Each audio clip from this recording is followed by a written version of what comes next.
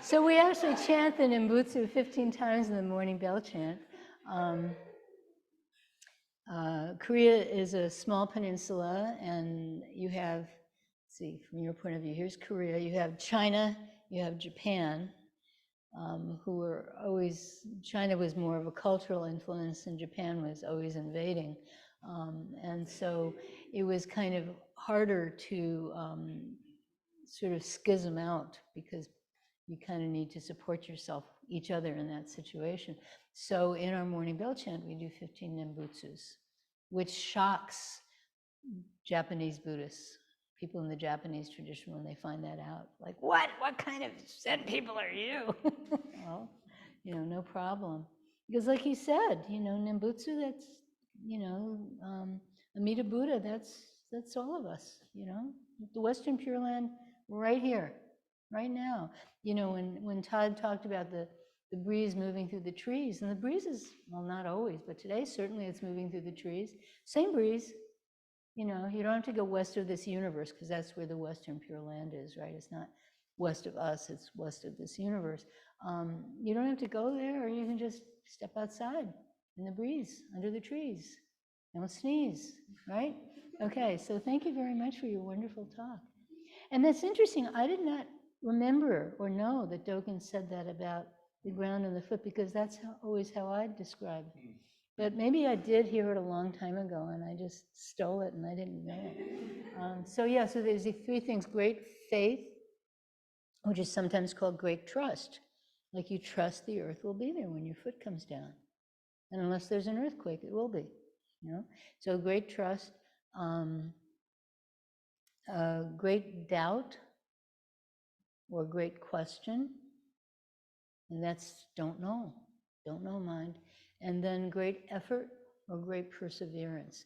And the reason I'm giving two translations of each is because the Chinese embodies both. So we take most of our Dharma language from China, and in China the word faith, trust, is kind of the same word, at least that particular liturgical word. I don't know about in regular Chinese. And similarly, question and doubt, it's kind of has both connotations, and effort and perseverance has both connotations. So that's those are the three legs of the stool of Zen. If you're going to sit on the Zen chair, it has to have three legs. Doesn't have to have four, but three will work. In fact, three is better. It's more stable if you remember your geometry. And those are the three legs of the Zen chair, which I'm sitting in one, but it has four legs. So thank you. That was just a wonderful talk. Are there any questions? Yes.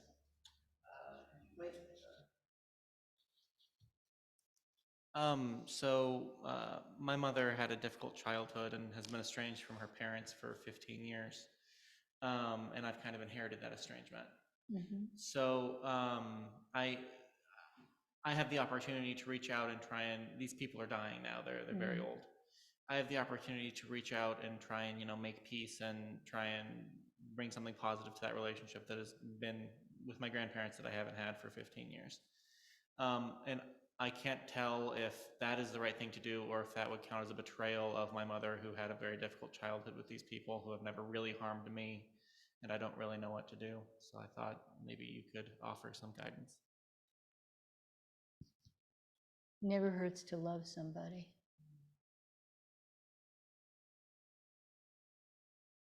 So maybe your mother might feel betrayed. Is that what you were worried about? So talk to her. Just talk to her and explain this is not a betrayal. This is a kindness. And then you'll have to work it out from that conversation. Yeah. These things are tough. Human beings, we're just crazy.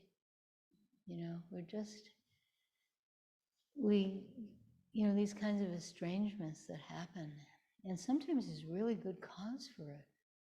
I'm not judging your mother. I don't know what her parents were like with her. Yeah. I had this wonderful, wonderful grandmother. She was the world's best grandmother. All the grandchildren loved her. She was not the world's best mother. You know, it's really interesting. But whenever it's possible to reach out and make peace, it's good to do that. But you have to see. You know, I can't just tell, oh, you do this. I can't tell you that. But good luck. Yeah. Yeah, reality hits theory. You know, it's always hard when that happens. Yeah. Are there any other questions? Yes. I was just wondering, because like today during like the meditation, something that I kind of struggled a bit more today, just because my mind has just been going kind of a million miles a minute, just kind of, I had a hard time kind of calming it down. And I was wondering if you just kind of had any sort of like advice or something, just kind of when like dealing with. So when our mind goes round and round and round and round and round, what do we do? Right? Yeah. Right. Yeah, you're not the only one with that question. And probably half this room is saying, oh, I'm so glad they asked that question.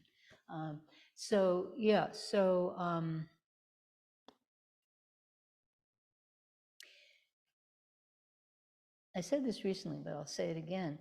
Our mind is not made up of our thoughts. Our mind perceives thoughts. The thoughts appear just as, you know, I see the floor, I see the table, I see Todd's pink glasses, you know, I think you have red hair, but the light's behind you, so I can't really tell, you know. So we don't say, oh, I am this floor, I am this table, I am those really cool pink glasses, I am that, you know, really nice dark rust red hair. I think it is, I'm not sure. So we don't identify with that, but we identify with our thoughts. We can't just say, oh, that's my thoughts. You know, we just have a hard time doing that. We think that that's who we are. So the first step is realizing that's not who we are. That's just your thoughts doing their thing, you know. And so in meditation, Zen meditation is completely mindless. It's completely stupid. You know, maybe we're just counting our breaths. Maybe we're just asking, you know, if we ask the great question, what am I or what is this? We're not looking for answers. We're not looking for answers. Okay, I don't have to ask that question anymore. It's just a direction that we go deeper and deeper, but this is not being engaged. You know, our frontal lobes are not being engaged. And, you know, then there is what am I and then don't know. What am I in the in-breath, don't know in the out-breath. Again, there's no cognition there. There's no cognition going on. And so when we find ourselves being captured by our thinking, which is what you're talking about, we get captured by it. And it's like stepping off the merry-go-round. And you don't have to wait for it to stop. Just step off. It'll be fine, you know? So you just bring your mind back to your practice. You bring your mind back to your practice. You bring your mind back to practice over and over. It's incredibly boring. It's incredibly boring. I remember early in my practice, I would get so bored, I'd want to leap out the window. Now I'm going to smash this window and jump out of it. You know, I could have walked out the door, but but the window was right there. You know, I want to smash this window in. So you know, and boredom. I mean, one of the great things about sitting is you learn to get comfortable with boredom. It doesn't bother you anymore. So just whenever you find yourself, you know, and then there are other things like paying attention to your posture, paying attention to your breath. There are many, many practices, but it all comes down to bringing your mind back to something very elemental, very fundamental, that does not involve thinking the way we think of thinking. It does not involve our frontal lobes. It doesn't involve that. So yeah, let your mind run around on its little merry-go-round and do whatever it's doing, and let it be obsessed by whatever. You know, let your thinking run around like little squirrels. Think of it as little squirrels, you know. Maybe one day they're fighting, maybe one day they're playing, you know. Whatever they're doing, they're just little squirrels. You don't have to be the dog, squirrel! You don't have to do that, you know. Just let them do that, and you bring your attention back to your practice. That's the best way. Okay? So thank you very much for your question. And believe me, you are not the only one who's experiencing that. Yeah. So thank you. Are there any other questions? Yes. So you said that the Japanese were shocked that we chant. Oh, sorry, I think the microphone. So you said something, and I think there was an incomplete thought in there, perhaps. But you said something like that. The Japanese were shocked that we, chant Amitabha. That's not exactly what I said. I said Oh. people who are, what I meant to say, I did say Japanese Buddhists, but what I meant is people who practice Buddhism Japanese style, when they know that we do the Nembutsu 15 times every morning, some of them, not all of them, but some of them are shocked, maybe too strong a word, certainly surprised. Mm-hmm. And we have been sometimes, it is even in writing someplace, where somebody who's actually trained under us and then became Theravada, but he wrote that we were not genuine Zen or Sun practitioners because we chanted the Nembutsu 15 times every morning. So there are people who have this opinion. Okay. So they're surprised that we're pointing toward that tradition versus, well, you only need to chant it once, so why are you chanting it 15 times? Because you have to chant it once with total attention. Oh, there's a catch? Have you ever done that? You have chanted this 15 times on many a morning. Yes. Right? Oh, yes. Like you did it on Thursday. In fact, you did it yesterday. Yes. Yeah. So were you paying complete attention? Yeah. I didn't know that there was fine print. It is fine print. But there's also, as Todd said, and as I said when we were doing Kwansen Boso chanting in our Keto yesterday, when you're chanting this, you're not asking somebody outside for help. You're invoking this being. So, Amida Buddha is this Buddha of, this Buddha who's, I don't know, generosity is too weak a word, but this enveloping, encompassing, waking up everybody, giving everyone the opportunity to wake up with that attitude. So that attitude is already inherent in you. And when we chant Kwansen Boso is the bodhisattva of compassion, the bodhisattva who hears the sounds of the world and just reaches out to help. We are Kwansen Boso. Jijang Boso is the bodhisattva of people who are in trouble, in transition, not in trouble, in transition. So it's an interesting list. It's people who've just died, pregnant women, firefighters, and there's one more, and I forget, travelers. Oh, and children. Yeah, that's 5, yeah. So we are those bodhisattvas. We are those Buddhas. So also in Mahayana cosmology, you have this infinite time and space just collapses into one.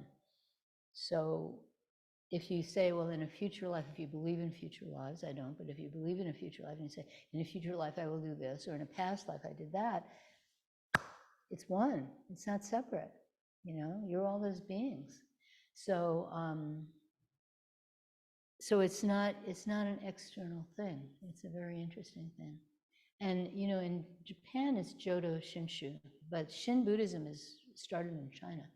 Is all the Mahayana forms started in China, and so it's very strong there as well.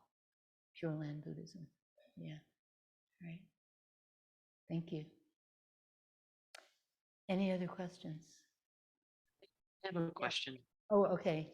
No, wait. Liz first. Liz first, then Stan. Okay.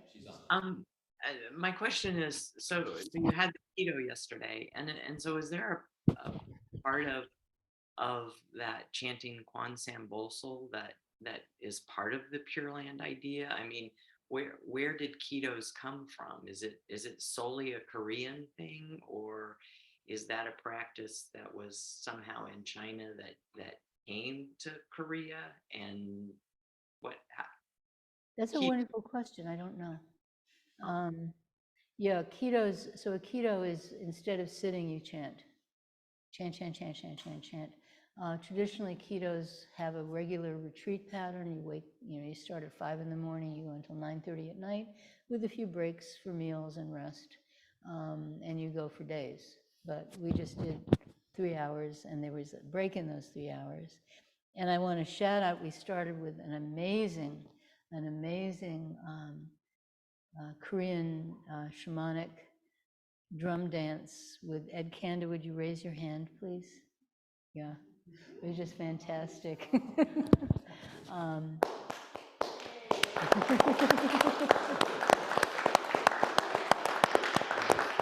Yeah, so yeah, so we actually did less than 3 hours. So it was because we had a break in the middle, and we had the kids were there. Oh, it was so great. But yeah, I really don't know where it started from. It's certainly very strong in Korea. Koreans are very strong on physical forms of practice. Hour upon hour of chanting, hour upon hour of prostrations. They're very strong on that. I don't know. I know that in some places in China they used to, or maybe still are, strong on that, but I don't really know. But it's a really good question. Thank you. And maybe you can find out and tell the rest of us. Yeah. Stan. I just wanted to point out that in addition to the 15 occurrences in the morning bell chant, we have a chant completely devoted. Namu Amitaha. That's right. That's right. Namu Amitaha. Yeah. Going on for quite a while. Yeah, which we don't do that often. Yeah, we should do it more. Well, okay, so this is interesting. So we chant Jijang Boso usually when people die. We chant for them, and we did this morning. But animals and Zen masters, you're supposed to chant Namo Amitabha, which I think You puts, guys all remember that here. yeah, it kind of puts, well, animals are great, but it tells you what Zen masters are. But also in parts of East Asia, especially in China, when a real devoted practitioner dies, they won't chant Jijang Boso, they will chant Namo Amitabha to help the person. In particular, our Zen Center in Hong Kong, if a very senior practitioner or a devoted practitioner dies, that's what they'll chant for them. Yeah, right. I just think it's very Talk interesting. loudly into it. Am I talking to the right direction? Is this one? I don't know. Okay. Oh, so this is just very interesting to me because even I grew up in communist China, there was no religion, not allowed it, and temples are all closed, and so are the churches. But it's deeply in the culture. If you spill some rice, the elder person in the room will say, Amitabha. That Really? Amitabha is all we have in China. Huh. Even communists couldn't get rid of it. It's just Amitabha. So when the Suning died in accident, right, my good friend, and I just start to bow every day. I do 5 rounds. The 5 rounds is all just chanting Namo Amitabha.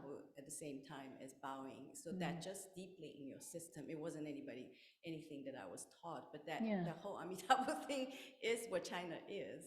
So that's very interesting. So when people try to suppress a practice, something survives. So I'll tell you a parallel thing. When the Jews were kicked out of Spain, and many of them converted, and some of them very sincerely. In fact, there's one Spanish saint who was born Jewish, but many of them wanted to keep part of their tradition. And so in the American Southwest, there are people from like the 16th century, Europeans from the 16th century, who were buried with coins on their eyelids because that's the Jewish custom. so they became Catholics, they became conquistadores, they came over here, they had, wives and children and, chickens and ducks, I don't know what, but they carried through like some piece of the custom. And also lighting candles is another thing. Yeah, it's interesting how these things survive. Yeah, you can't keep a good religion down. You can't keep a bad one down either. Anyway, well, we are out of time, so thank you, everybody.